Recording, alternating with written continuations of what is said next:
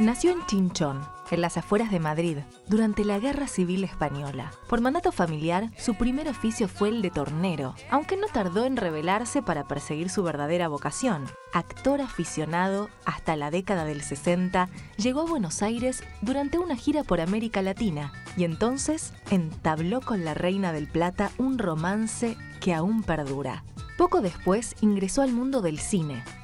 Primero como actor secundario en comedias de enredos y luego, durante la transición española, se metió en la piel de personajes que reflejaban las contradicciones de un país que intentaba dejar atrás al franquismo para abrir paso a la democracia.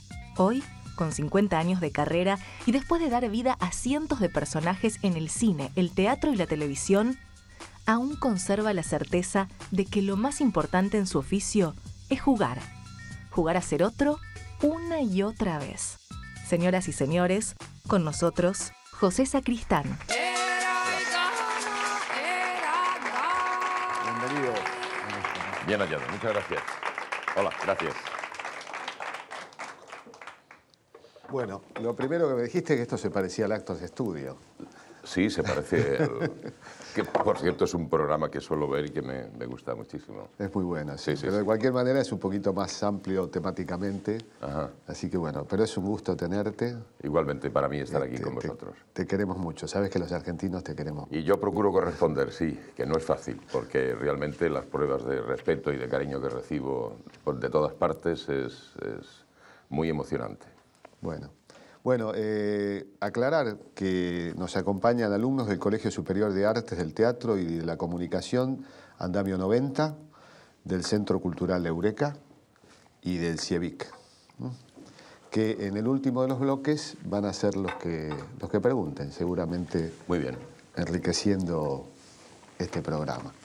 Bueno, generalmente nuestro programa trata de develar todas aquellas cuestiones que en la vida de las personas determinan su destino, por supuesto inmanejable del todo, pero que son como circunstancias que determinan los pasos en la vida. Es algo así como lecciones de vida, también, parafraseando aquel capítulo de Historia de New York de Scorsese. Sí. O sea, cuyo mensaje es que no se pueden transmitir las lecciones de vida. Pero yendo del presente al pasado, haciendo el camino inverso. En el espectáculo Caminando con Antonio Machado recitás el poema Mi infancia son recuerdos, ¿no? Mi infancia son recuerdos de un patio de Sevilla y un huerto claro donde madura el limonero. Sí. Yo lo tengo, no sé por qué, tengo la música, lo tengo Sí, con música y todo. He procurado evitar, a la hora de hacer la selección de los poemas, he procurado evitar todas las que le puso música Joan Manuel, pero algunas como el Olmo o el Retrato eran imprescindibles, ¿no? Porque al ponerles música Joan Manuel ya tienen vida propia. Claro, él ha sido letrista, ha sido poeta también, pero cuando ha tomado poemas de otros, ha sido también un creador, sin duda. Es un gran poeta, Joan Manuel, y Joaquín, más allá de músicos y cantantes, son dos poetas inmensos, pero poetas de su obra puede permanecer perfectamente a lo largo del tiempo a la altura de los más grandes. Sí, sí. La infancia de Machado, bueno, nos la ha contado en poesía. ¿Cómo fue tu infancia? ¿En un lugar cercano a Madrid? Sí, en Chinchón, un pueblecito cerca de Madrid, 45 kilómetros. Pues también se puede contar, ¿por qué no? De un modo poético, todo lo inmediato del entorno en el que yo nací, ¿no? Que era el calor de la lumbre donde mi abuela hacía los cocidos y el raspar de la barba de mi tío cuando venía del campo y me abrazaba. Por lo demás, fuera de ese entorno inmediato, desde las primeras de cambio se me hizo saber que algo había pasado allí en aquel pueblo y por supuesto en aquel país, y a mí me había tocado estar del lado de los que peor les iba. Sí, acaba la guerra, cuando yo empiezo a tener nazco en la guerra y cuando empiezo a tener noticia de dónde estoy, pues es la terrible posguerra que fue siniestra. Mi padre peleó en el bando republicano, era militante además del Partido Comunista, y las cosas en la infancia fueron mezcla de esa cosa apretada, ¿no? Solidaria, ¿no? De defensa de todo lo que pasaba detrás, que lo encarnaban mi abuela, mi tío, porque mi padre estaba en la cárcel y mi madre andaba de un lado para otro tratando de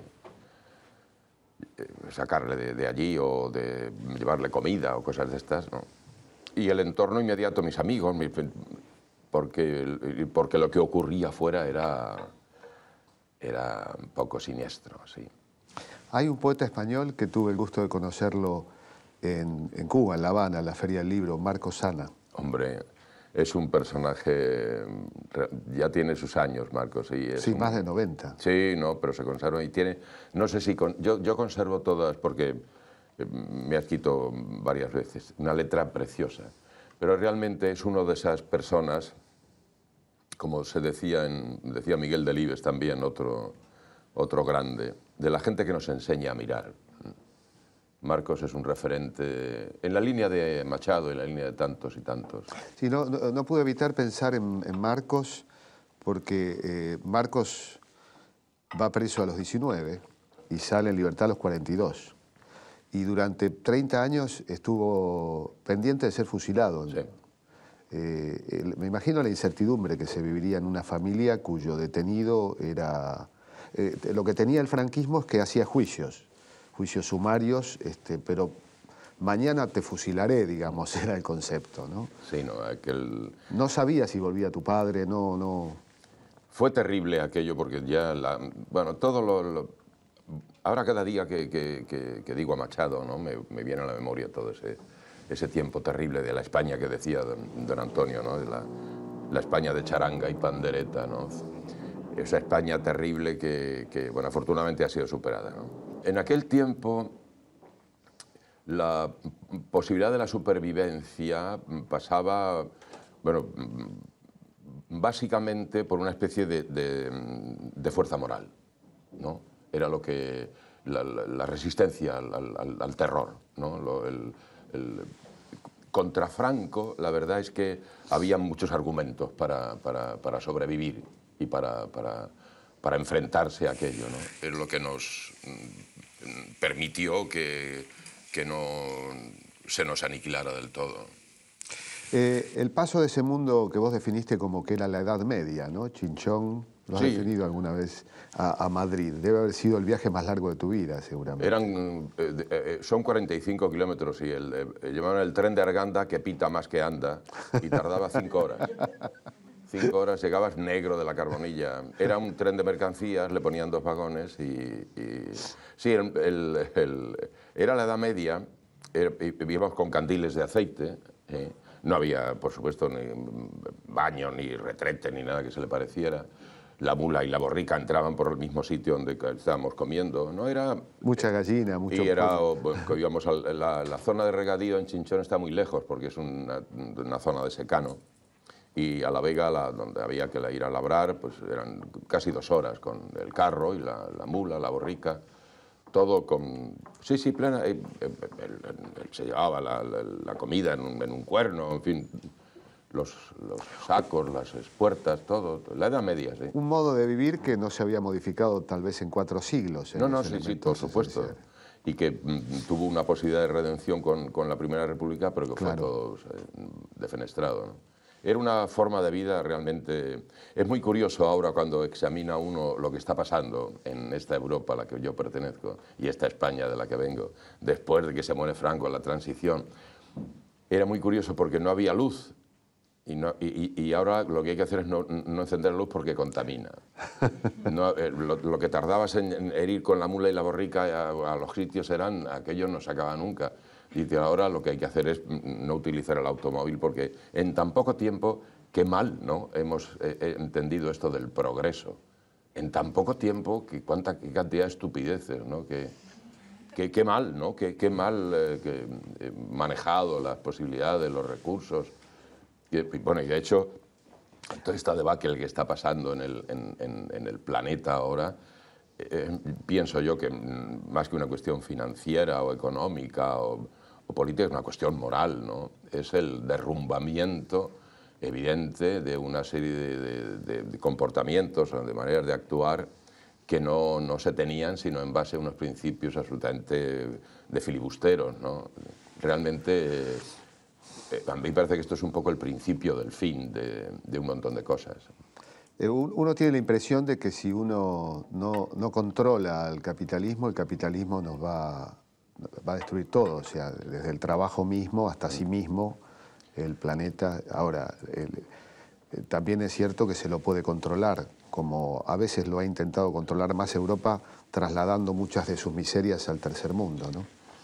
Sí, la palabra controlar ya después de tanto tiempo, yo también he sido militante del Partido Comunista, ahora está prácticamente desaparecido. La izquierda en Europa en general está desmantelada y en América pues 3/4 de lo mismo, ¿no? Hay ciertos... Y esto habría que preguntarnos por qué, ¿no?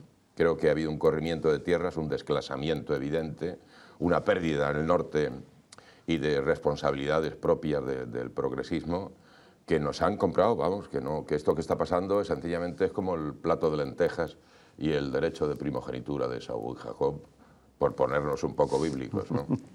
Pero creo que esto es la evidencia de un mal proceder por parte de todos. Hay un libro de Vicente Verdú que yo recomiendo, El capitalismo funeral, donde analiza esta situación y viene a decir más o menos, ¿no?, que por supuesto hay niveles de responsabilidad en los que debieron controlar, sujetar, prever, ¿no? Hay niveles de responsabilidad. Lo que es difícil es encontrar inocentes en todo este tumulto que está pasando. Bueno, el inocente sí es el de Somalia, ese sí, desde luego no, ese no tiene ninguna responsabilidad. Pero en todo lo que está pasando hay una evidencia, desde mi punto de vista, que comparto con algunos, de que no solamente la falta de control del capital, es cómo nos hemos, por acción o por visión, aliado con el capital. Hemos mirado para otro lado durante muchísimo tiempo, gente que no debió hacerlo, no debimos hacerlo. Volviendo a la juventud, me interesa ver ese paso, ese viaje enorme, no solo de Chinchón a Madrid, sino de ser casi un campesino a ser un actor. ¿A qué edad fuiste a Madrid y cómo empezó? Cuando mi padre sale de la cárcel. Yo tenía 6 años. Yo conocí a mi padre. Bueno, le vi primero en la cárcel de Ocaña y luego en un campo de concentración. Pero mi madre me llevaba y un señor que me daba unos besos. No. Pero luego ya, cuando mi padre salió de la cárcel, lo desterraron. Franco tenía esa costumbre, el hombre era muy sensible para estos menesteres. El que había sido carpintero no podía ser carpintero. Entonces mi padre lo desterraron, no pudo volver al pueblo. ¿Y del oficio lo desterraron? Mi padre, claro, era un hombre grande para la media de aquel tiempo, era una especie de John Wayne, y él era el que mejor araba, el que mejor segaba, todo, el que mejor lo hacía. Y pasó este hombre de perder una guerra, de ser perseguido, a ser despojado de sus herramientas, de su ambiente, ¿no? Y nos fuimos a Madrid a vivir, nos vivíamos 3 familias en un piso. Dormíamos en la misma habitación, dormíamos mi padre, mi madre, mi hermana, mi abuela y yo. Todos en la misma habitación. Y compartíamos la cocina, un piso de 60 metros cuadrados. Me acuerdo de Sucios, Feos y Malos de Torrescola, claro, más o menos. Pues sí, toda esa época, ¿no? Con otro, bueno, el neorrealismo. más a la española, digamos. Hay una película española de aquel tiempo, bueno, un poco después, Surcos, que habla muy bien todo esto. Y este hombre, imagínate lo que fue, ¿no?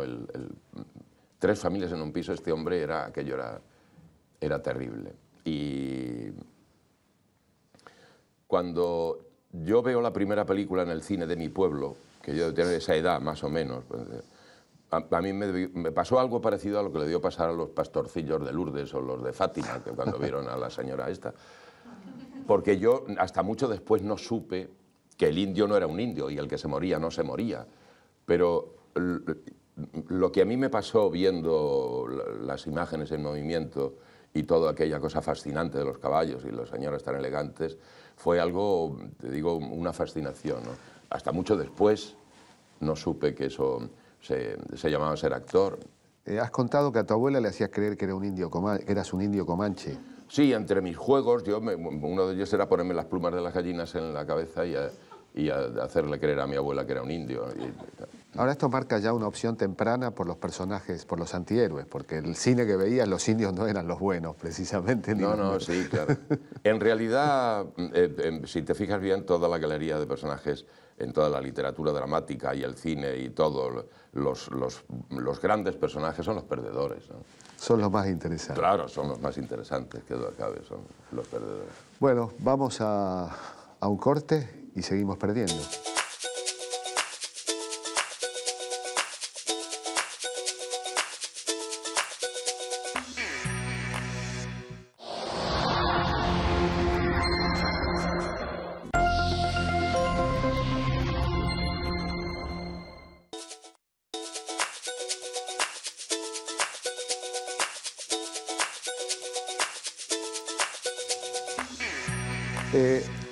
Llegaste a Madrid y allí trabajaste de tornero. Bueno, primero, yo tenía 6 años. Primero fui a los colegios, a la escuela, para aprender a leer y escribir, a sumar, restar y multiplicar. Primero, las escuelas, las que eran gratuitas, que eran de curas. Primero los Calasancios y después unos del ayuntamiento. Y por final un centro de formación profesional y de enseñanza media, donde te enseñaban un oficio, pero eso fue hasta los 11, 12 años, antes de los 13. Yo no era buen estudiante, porque yo ya quería, es muy gracioso porque cada mes te enseñaban un oficio, carpintero, forjador, no sé qué, no sé cuántos, y hacían unas evaluaciones temporales, y te ponían, ¿qué es lo que quieres ser de mayor? Entonces, si habías sacado un 7 en electricidad y un 4 en carpintería y querías ser carpintero, tú ponías carpintero, te llamaban, no estaba mal, y te aconsejaban, hombre, si haces mejor electricidad. Y yo siempre, ¿qué quería ser mayor? Artista de cine. Y entonces llamaban a mi padre. Y me decía, ¿qué coño pone este aquí? Decía, ¿pero qué pone? Mi padre decía, pero tú eres tonto. No, yo quiero ser artista de cine. ¿Qué hago yo aquí? Y entonces, bueno, la cosa y había que ayudar a la economía familiar y empecé a trabajar de aprendiz de mecánico tornero, sí. Pero nada más empezar, yo ya le engañé a mi padre, él me apuntó a una escuela de dibujo lineal y cosas para la cosa de la mecánica, y en ese mismo centro había unos cursos de clases de vocalización y canto, pagabas 5 pesetas al mes, y había un grupo de aficionados. Y allí me arrimé a ellos y ya alternaba el trabajo en el taller con el teatro de aficionados, que ya a esa altura yo ya sí sabía que esto de ser actor era, entre otras cosas, una manera de ganarse la vida. Ahí conociste a un Mario Vázquez, ¿puede ser? Mario Vázquez fue la persona más, en aquel tiempo, más importante de toda, posiblemente de la que produjo el mayor cambio. Pues yo venía... Mi padre y mi madre cantaban muy bien flamenco y a mí no se me daba mal, e incluso todavía, si queréis, luego os canto algo. Bueno. Pero todo el mundo en el que yo me movía ya tenía mis inquietudes. El vecino de allí, cuando vivíamos en la habitación con derecho a cocina, había un vecino del quinto que me prestaba libros de la biblioteca de su padre. Yo ya tenía... Pero Mario fue el que me hizo escuchar a Vivaldi, escuchar a Brahms y a leer a Albert Camus y a Gide y fue, bueno, murió muy joven, además, Mario, un tipo estupendo. Y los primeros pasos, no sé si profesionales, semiprofesionales, ¿cómo era? Porque me gustaría que nos recuerdes cómo era la vida intelectual en esa España, ¿no? En esa España de Franco. No, yo no te puedo hablar de la vida intelectual porque yo vivía, cuando ya salimos de la habitación con derecho a cocina, nos trasladamos a Carabanchel, un piso pequeñísimo que mi padre pudo alquilar, que había que meter los bajos, darles con cemento y arena porque chorreaba agua aquello. Yo he vivido y después trabajaba de mecánico y me levantaba a las 7 para agarrar el tranvía y ir al taller y os cuento cuál era el mundo en el que yo estaba. Por eso el cine me ha ayudado a no morir, me ha ayudado a sobrevivir, de verdad. El primer día que yo fui al taller, yo ya quería ser actor y me mandaron limpiar un motor con petróleo y una brocha, me puse perdido, ¿no? Y yo llevaba en un talego una tartera donde mi madre me echaba la comida, me ponía las judías, los garbanzos, porque no había dinero para ir a un restaurante. Yo iba con la tartera en el tranvía, que como el caldo, mi madre se le fue la mano con el caldo, ponía perdido a todo Cristo dentro de la... El caso es que terminó la jornada, el primer día de la jornada del taller, y yo agarré mi tartera, me lavé como pude con unas cremas, unas cosas de sosa y arena que había por allí. Y salí, el taller estaba a espaldas de la Gran Vía. Bajé a la Plaza de España y empecé a subir por la Gran Vía. Hice un peregrinaje, que repetí durante 7 años, que fue lo que estuve en el taller, viendo las carteleras de todos los cines. Me iba empezaba por el Coliseo, el Azul, el Pompeya, iba viendo las carteleras de los cines, pum, pum, pum, pum. Y había uno que era el Gran Vía, donde ponían películas, era propiedad de una distribuidora mexicana. Y me acuerdo que había ponían las carteleras con unos cristalitos, y las otras, y Arturo de Córdoba, y Semadilla, no sé. Y yo miraba, y yo me veía reflejado en el cristal. Y veía a esas gentes tan elegantes y yo decía, joder, pero ¿cómo te vas a ganar la vida? Lo mío es que se lo ganas con esa pinta que yo tenía entonces. Tenía 13, 14 años, una nariz que no se acababa nunca, tenía un acné, bueno, iba con un chaquetón que me había hecho mi madre de un abrigo viejo de mi padre, con la tartera, y me iba a agarrar el tranvía en la Plaza Mayor y a Carabanchel. Entonces yo, el mundo de Carabanchel, mis amigos era el panadero, el fontanero. Es decir, yo no tenía otro contacto hasta que conocí a Mario con lo que era ni al teatro no iba porque no tenía dinero. Iba al cine del barrio cuando mi madre me podía dar los 80 céntimos o la peseta que me daba. Estaba ahí transitando la realidad de la intelectualidad, por así decirlo, entre comillas, ¿no? Pues solo por aproximación. No la conozco hasta muchísimo después, ¿no? Ya cuando termino el servicio militar y decido hacerme profesional. En África hiciste... Sí, tuve la suerte de que, claro, yo iba todos los días al taller y hacía el teatro de aficionados.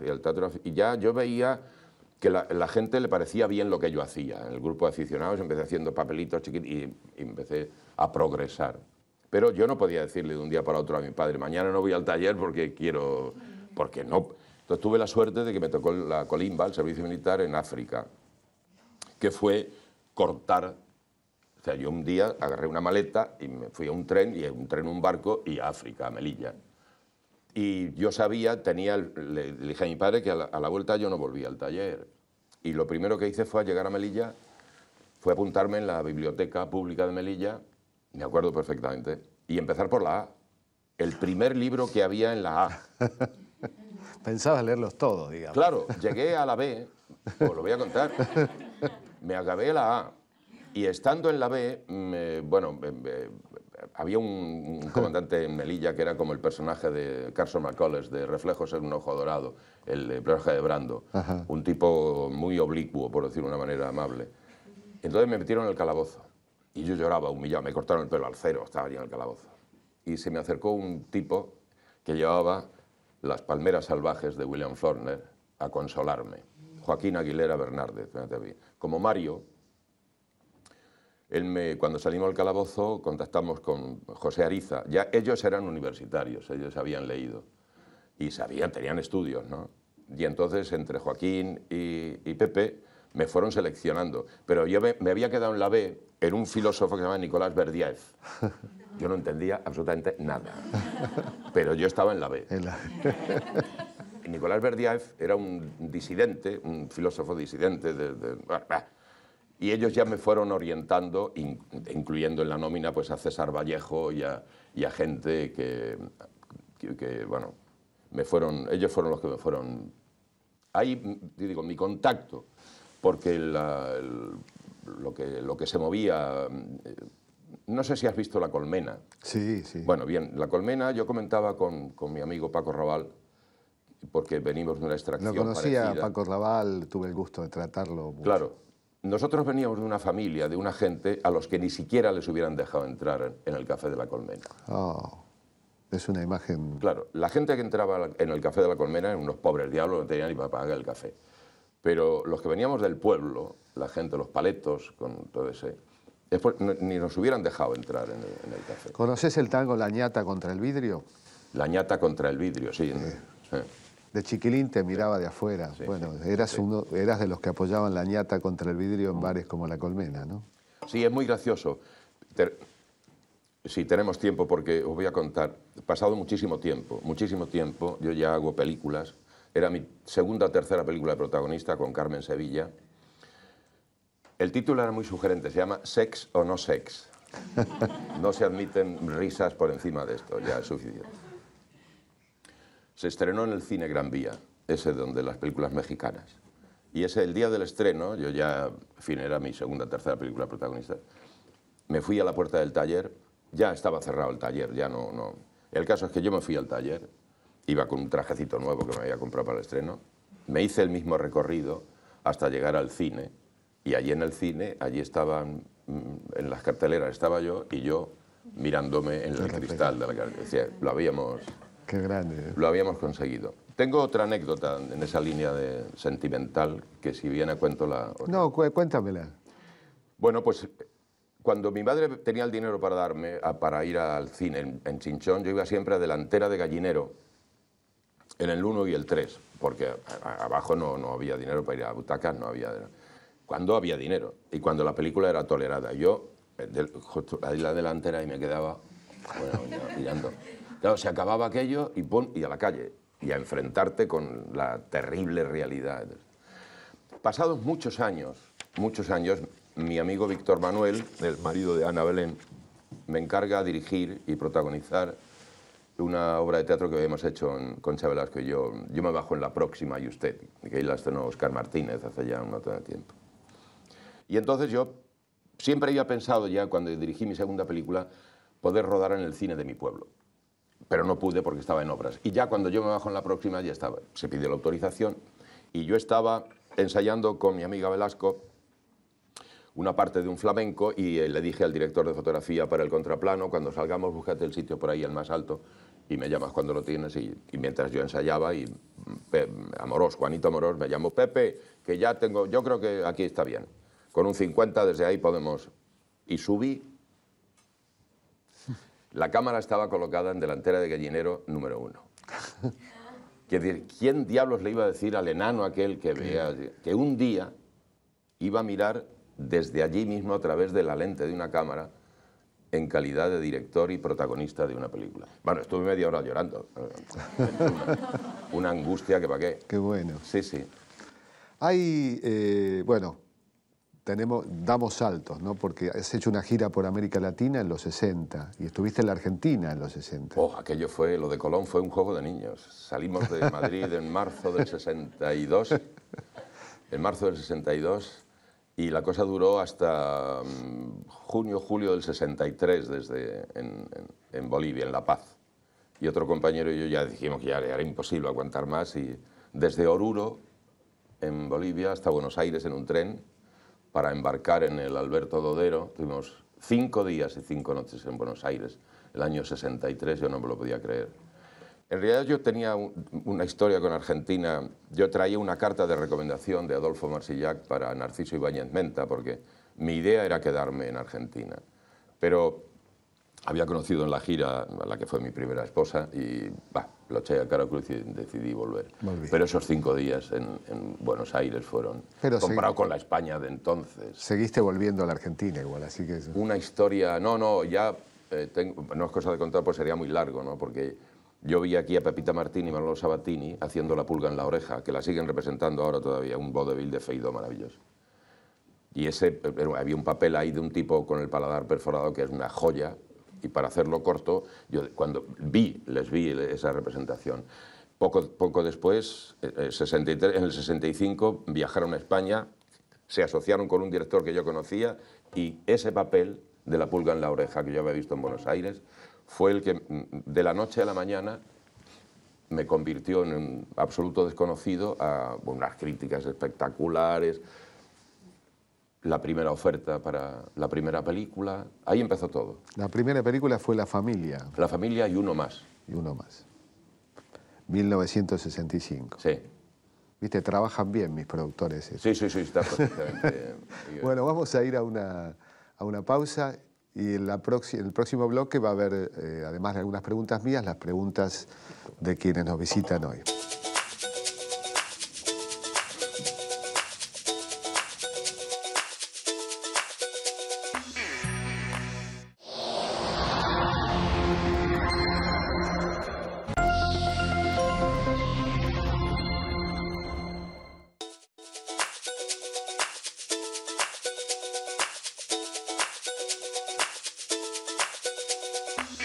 Bueno, como anticipé, nos acompañan alumnos del Colegio Superior de Artes del Teatro y la Comunicación Andamio 90, en amplia mayoría, Centro Cultural Eureka y CIEVIC.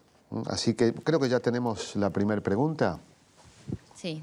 Hola, mi nombre es Melissa, soy del Centro Cultural Eureka y mi pregunta es, para realizar un personaje con el que no se siente absolutamente nada identificado, pero que quiere realizarlo, ¿cuál es el camino para poder hacerlo sin prejuicios? Sin prejuicios, por supuesto. No, me han tocado personajes que estaban bastante lejos, ¿no? de la forma de vida por la que yo suelo transitar. Pero todo depende, en principio, del material sobre el que tú tengas que trabajar. El personaje, quiero decir, si la obra vale la pena, si el personaje está bien construido, si la relación de personajes, porque de lo contrario puede darse que el personaje sea afín o sea diferente, pero si la obra es una estupidez, pues realmente va a ser muy difícil que tú consigas elaborar Normalmente estas cosas se solucionan a base de catálogo, ahora estoy más contento, ahora estoy más triste y ahora, al menos a mí no se me ocurre otro procedimiento. La base fundamental para que este oficio tenga esto que a mí me parece imprescindible, que es el juego, lo que tiene de juego, el hacerle querer al otro que eres el que no eres y que algo le pase, eso sí, porque si no le pasa nada, no hay nada. Yo no sé si después esto es arte o es cultura o es, no sé, o es cuánta introspección o cuánto método o cuánto no método hay que poner en todo esto. Pero yo salgo cada vez al escenario delante de la cámara como cuando me ponía las plumas en la cabeza y le hacía querer. Entonces, para que el juego merezca, un compañero de juegos, que es el personaje, la historia y la relación con los demás. Si esto no se da, puedes romperte los dientes contra donde quieras, que va a ser muy difícil primero que el material que te ofrezcan merezca la pena y que el juego empiece a desarrollarse con gente que juegue, que conozca o que esté de acuerdo con las mismas reglas del juego. Uno viendo tus personajes siente que muchos directores te han elegido por la proximidad o o ha sido hasta tal vez inspirador del personaje, ¿no? Sí, en el caso de Asignatura, Solos de Madrugada, después de aquel tiempo, en aquel tiempo nos estábamos contando nosotros, claro, en esas películas. Pero fíjate que inmediatamente están un hombre llamado Flor de Otoño o El Diputado, que son, bueno, el caso de un hombre llamado Flor de Otoño, era incluso un tipo que se vestía de mujer, basado en un hecho real, ¿no? Papeles que no tenían demasiado que ver con... Ese también era... Pero también estaban en la misma línea de dar cuenta, o testimonio, aunque la palabra testimonio es un poco grandilocuente, contar lo que nos pasaba a los que salíamos del túnel del franquismo. Contarlo con la voz de un abogado laboralista, de un locutor de radio, de un diputado homosexual o de un abogado que escandalizaba a la sociedad vistiéndose de mujer, ¿no? Recuerdo especialmente el monólogo final de Solos en la Madrugada, que para la generación nuestra en tiempos de la dictadura se transformó en un manifiesto político, ¿no? Fue como muy fuerte. Sí, es algo que nos sorprendió, pero primero a los que la hicimos, porque en ningún caso en España esto no ocurrió. Y la película se hizo en España para contar lo que nos pasaba a los españoles saliendo de ese sitio, ¿no? Creo que, ya lo he dicho en montones de ocasiones, no es cosa de insistir, hay una particularidad, una sensibilidad que vosotros tenéis al armado de la palabra. Creo que hay una inclinación o una atención al discurso, al monólogo, que en ocasiones os puede jugar malas pasadas, ¿no? Ya en el año 87 lo dije, si nos paramos a analizar el monólogo de Solos a la Madrugada, es un monólogo hecho doméstico, de mesa a camilla, algo manejado con lugares comunes, frases hechas, de un pobre diablo, que lo primero que dice es, tal y conforme vivimos estamos fracasando.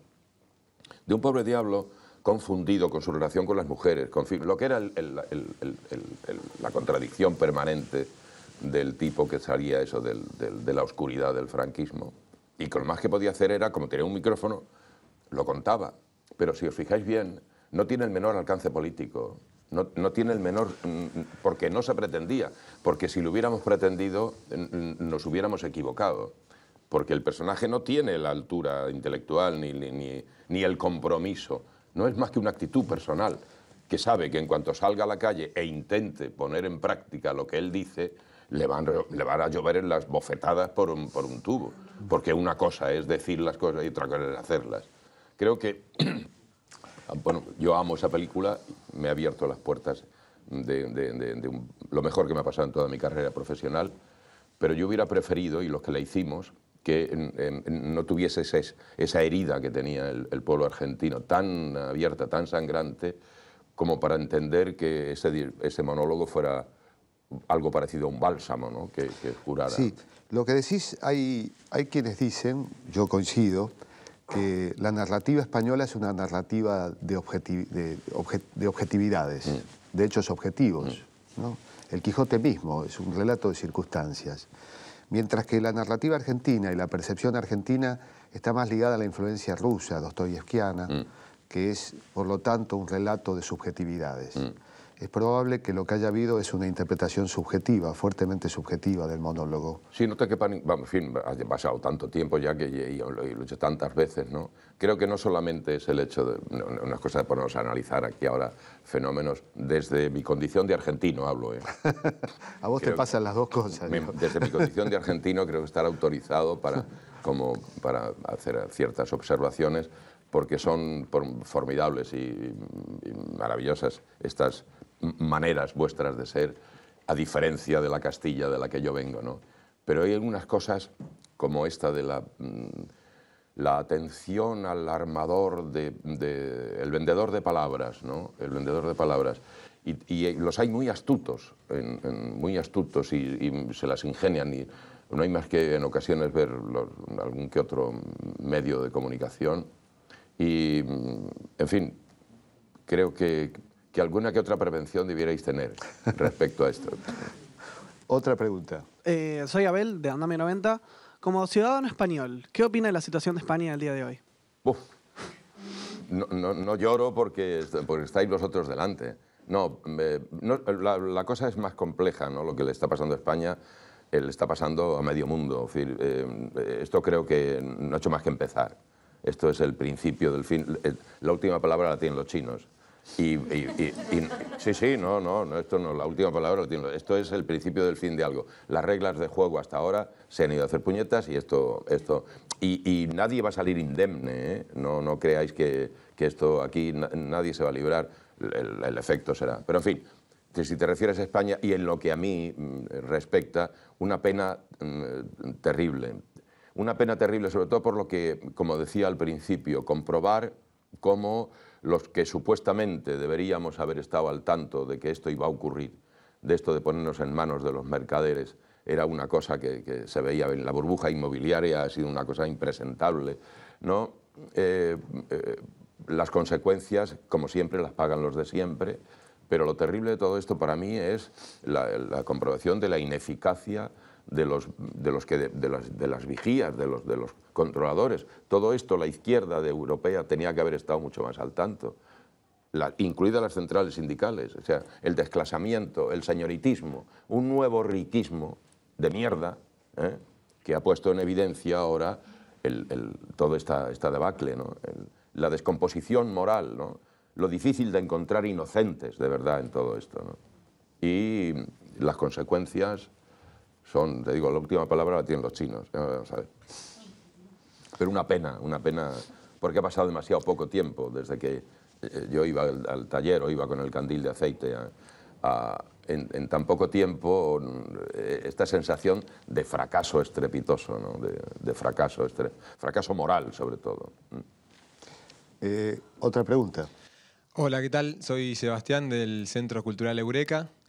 José, le quería preguntar, una vez que ya compuso el personaje, que ya siente que llegó a lo que es el personaje, ¿de qué manera o qué técnica utiliza, si utiliza alguna, para volver a meterse cada día que lo tiene que hacer, ya sea en el teatro o en un set de filmación? Técnica no te sabría decir. Yo tengo una técnica que es mitad de Stanislavski y mitad La niña de los peines, que era una cantadora flamenca que era genial, ¿no? La ejecución de los cantes por La niña de los peines era... Entonces la aproximación la suelo hacer, pero como he dicho a tu compañera, esto es un trabajo de equipo.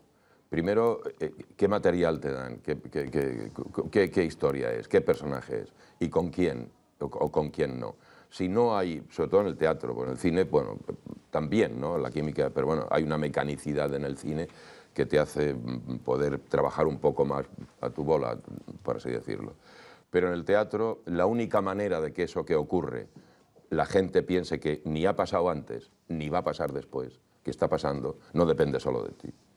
Depende de cómo te tiren la pelota y cómo tú la devuelvas. Y esto es, si no hay ese juego, esa comunión, esa complicidad, es imposible.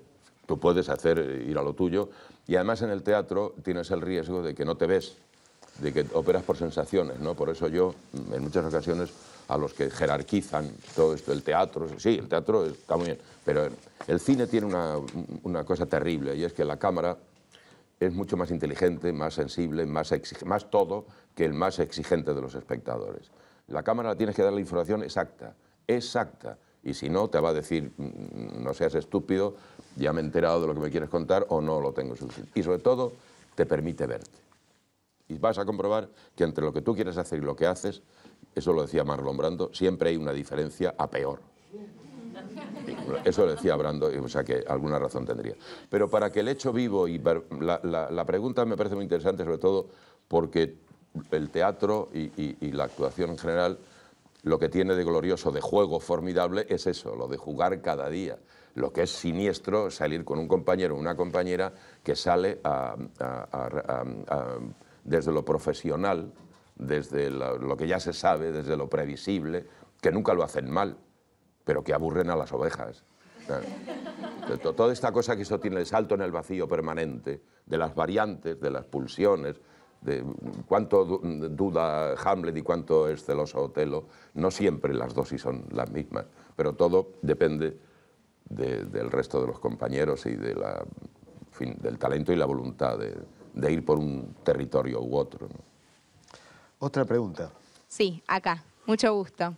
Soy Antonella, estudio en Andamio 90. Sabemos que este año estuvo rodando aquí en Argentina la película El hombre y la muerte, si no me estoy equivocando. El muerto y ser feliz. Sí. El muerto y ser feliz, perdón. Entonces la pregunta que yo quiero hacerle es cómo describe usted al cine argentino. Por definición soy enemigo de las definiciones. No me parece muy difícil porque hay de todo, digamos. Como en el cine español, ¿no? El cine español, hay una de las cosas que más me gustan del cine español de siempre es lo variopinto, ¿no? Y que no se parecen nada los unos a los otros, ¿no? Pero el cine argentino lo que puedo señalar es que sigue permanentemente vivo, que tiene las dificultades que tenemos nosotros, incluso más, de conseguir mercados y que el producto, si no se amortiza, pues las dificultades que son siempre de carácter industrial o económico. Pero, y sobre todo lo que yo más celebro, al que me consideréis uno más de vosotros, es porque yo pienso que en este país están de los mejores y de las mejores de este oficio al que yo me dedico. Actores, actrices, directores, escenógrafos, hay sobre todo actores y actrices. Digo, la nómina general de actores y actrices de Argentina está muy por encima de la media de mi país, por supuesto, ¿no? Porque aquí vienen pasando cosas ya de hace un tiempo que os han liberado de la caspa, de la declamación y de los buenos decires y todo esto, ¿no? A veces se cae en el falso naturalismo de que no entiendes un carajo de lo que están... No se vocaliza. La influencia francesa, digamos. Sí, pero generalmente la opinión que me merece el cine argentino es formidable.